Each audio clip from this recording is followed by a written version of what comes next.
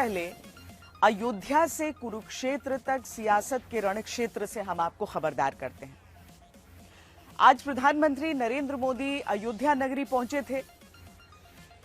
प्राण प्रतिष्ठा के 673 दिनों के बाद प्रधानमंत्री नरेंद्र मोदी और आरएसएस प्रमुख मोहन भागवत ने एक बटन दबाकर रामलला का जो मंदिर है उसके शिखर पर धर्म ध्वजा का ध्वजारोहण किया। एक बार उनका ये कार्यक्रम यहां पर समाप्त हो गया, उसके बाद प्रधानमंत्री निकले कुरुक्षेत्र के लिए। कुरुक्षेत्र में श्री गुरु तेग बहादुर सिंह जी के 350वें बलिदान दिवस पर वो पहुंचे थे। इन दोनों जगहों पर प्रधानमंत्री नरेंद्र मोदी की तरफ से जो बातें कही गईं, वो कुछ सवाल उठा रही हैं। सवाल ये उठा रही हैं कि इन दोनों ही जगहों पर कही हुई उनकी बातों के बीच राजनीति के किस तरह के संकेत छिपे हैं।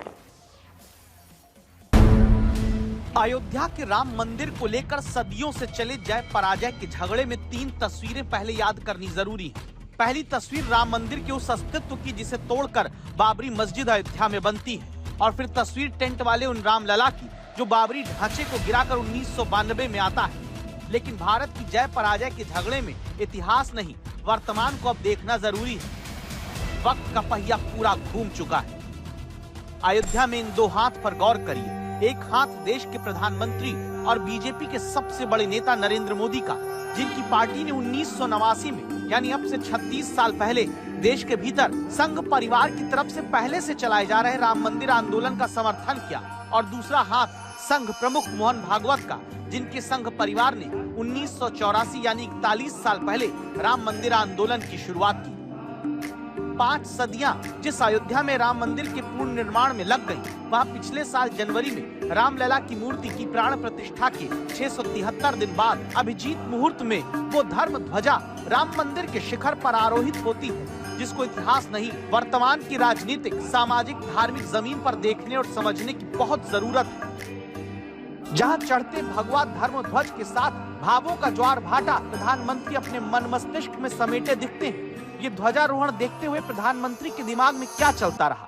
जिस ध्वज के शिखर पर पहुंचने की राह में सदियां बीती, उस धर्म ध्वजा को एकटक निहारते प्रधानमंत्री के दिल में क्या चलता रहा? क्या ये केवल सदियों की वेदना भरने वाला पल रहा, या फिर ये भविष्य में विकसित भारत का परचम लहराने का स्वप्न देश को देने वाला लम्हा है? या फिर ये वो पल है जो कहता है कि इसी धर्म ध्वजारोहण स्थल से निकली बातें देश के राजनीतिक पटल पर नया समीकरण रच देंगी?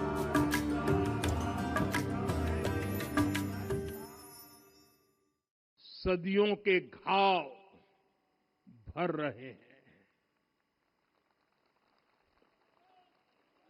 सदियों की वेदना आज विराम पा रही है।